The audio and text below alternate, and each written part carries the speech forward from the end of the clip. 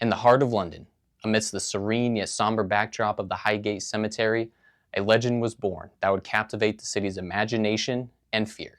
The Highgate Vampire, a tale shrouded in mystery, emerged from the shadows of the 1960s to become a cultural phenomenon.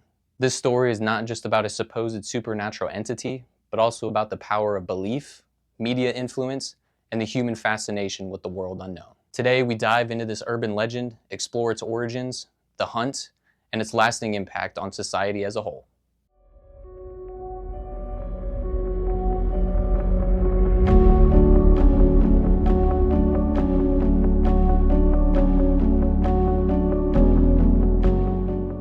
In the twilight of the 1960s, nestled among the overgrown ivy and ancient stones of the Highgate Cemetery in northern London, a legend was born from the shadows. This sprawling Victorian garden of the dead, with its gothic tombs and somber mausoleums, become the epicenter of a chilling tale that would capture the city's imagination and fear. It began subtly. Passers-by reported an unnatural chill and glimpses of an unnerving figure with piercing red eyes that seemed to vanish into the fog as quickly as it appeared. These tales, at first whispered among locals, found their way into the eager pages of local newspapers, hungry for sensation and spectacle. The media, with their flair for the dramatic, played no small part in the orchestration of what would soon escalate into a full vampire panic. Reports ranged from sightings of a tall, dark figure with a terrifying gaze, to the more gruesome discoveries of fox carcasses drained of blood. Each story added layers to the legend, each headline a kindling to the fire of fear that something unearthly walked among the tombs. Newspapers like the Ham and High played a pivotal role, not merely reporting on the sightings, but amplifying them, weaving a narrative that something diabolical lurked in Highgate. The stories were sensational, but the fear was real, fueled by the unsettling atmosphere of the cemetery itself. Late 1960s in London were a time of cultural shifts and uncertainties, a fertile ground for legends and myths. The vampire tale, with its blend of horror and intrigue, tapped into deeper fears and fascinations with death and the supernatural. It was a reflection of the times, a society grappling with the modern and the unknown. At the heart of the Highgate vampire legend were two men, Sean Manchester and David Farrant, each of whom found themselves locked not only in a supernatural hunt, but a rivalry that captivated the public. Both being self-proclaimed vampire hunters, their personalities and theories added fuel to the vampire legend. Sean Manchester emerged as a charismatic and enigmatic figure within the Highgate vampire narrative. Born in 1947, Manchester was a self-proclaimed bishop and exorcist. He claimed affiliation with the British Occult Society and later founded the Vampire Research Society. Manchester's interest in the supernatural was deeply interwoven with his religious beliefs, which he claimed endowed him with the authority and knowledge to confront demonic entities. His book, The Highgate Vampire, published in 1985, details his encounters and efforts to eradicate the vampire, presenting his actions as part of a spiritual battle against evil forces. David Farrant, born in 1946, was not originally from a background steeped in the occult or religious mysticism. Instead, his involvement began with personal experiences and investigations into the paranormal, leading him to become a prominent psychic investigator. Farrant's approach was more grounded in investigation rather than confrontation. He eventually became the president of the British Psychic and Occult Society. Unlike Manchester, Farrant was more reserved in his claims, often expressing skepticism about the existence of vampires, instead suggesting that the phenomenon might be ghostly in nature. His writings and public communications tended to be focused on gathering evidence and experiences rather than proclaiming definitive supernatural entities. Sean Manchester declared that a king vampire of the undead had been unleashed. David Farrant was less certain about the nature of the phenomena, but was determined to investigate the sightings. Their differing views on the supernatural occurrences at Highgate led to a public dispute that was much as part of the story as the vampire itself. Manchester's dramatic flair and Farrant's persistent inquiries provided endless fodder for newspapers and fueled public speculation.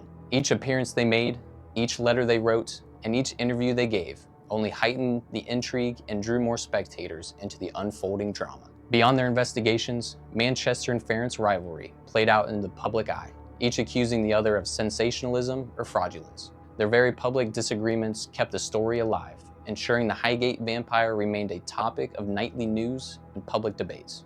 The feud between Manchester and Farrant polarized the curious onlookers and amateur ghost hunters, many of whom took sides. This division spread beyond Highgate, sparking a broader debate on the existence of supernatural forces and the ethics of hunting them.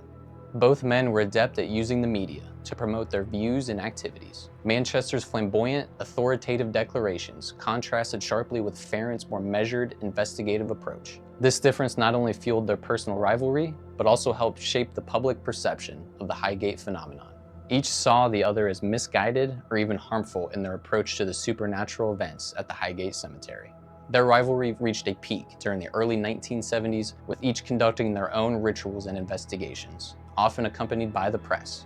Manchester's dramatic exorcisms and declarations about the vampires were sensationalized by the media, while Farrant's night vigils and detailed reports provided a more grounded, albeit still mysterious perspective. Their public disputes often played out in letters to editors, interviews, and eventually courtrooms, as Farrant faced legal trouble for his nocturnal activities in the cemetery, which were sometimes portrayed as trespassing or vandalism. Through their rivalry, Manchester and Farrant inadvertently demonstrated how modern myths are cultivated and sustained. The media, ever eager for a story that would sell copies and attract viewers, played an indispensable role in transforming a local curiosity into a national obsession. The Highgate Vampire story became a mirror reflecting societal fears and the allure of the unknown, as well as a battleground for scientific skepticism against age-old superstitions. The night of Friday the 13th in March of 1970 marked a turning point in the Highgate Vampire legend. The air was thick with anticipation as hundreds of curious onlookers, amateur ghost hunters, and media personnel converged on Highgate Cemetery. This gathering was not just a hunt,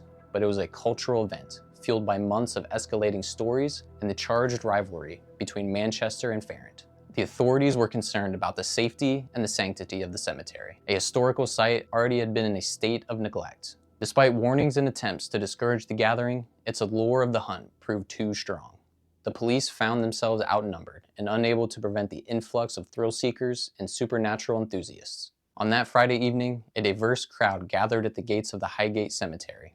The crowd was eclectic. Some were serious believers in the supernatural, equipped with makeshift vampire hunting kits, including wooden stakes, crucifixes, and holy water. Others were merely thrill seekers, and some were skeptics, there to simply observe the spectacle. As the crowd entered the cemetery, the atmosphere was charged with a mix of fear and excitement. Torches and flashlights bobbed through the dark pathways, casting eerie shadows among the tombstones. The environment of the old Victorian cemetery, with its elaborate mausoleums and dense fog, added to the chilling ambiance. Throughout the night, there were various claims and reports of sightings and encounters. Some participants reported seeing shadowy figures that seemed to vanish when approached. Others heard whispers or moaning sounds that added to the panic and hysteria. Despite these claims, no concrete evidence of a vampire's presence was found.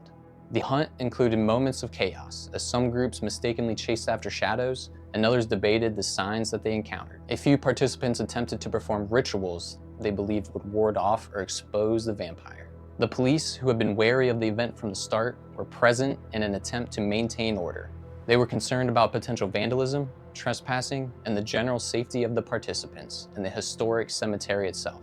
Their presence was both a deterrent and a reassurance, but managing such a large, dispersed group in the dark and sprawling cemetery proved challenging. By the early hours of the morning, the group began to disperse, with many feeling a mixture of disappointment and relief.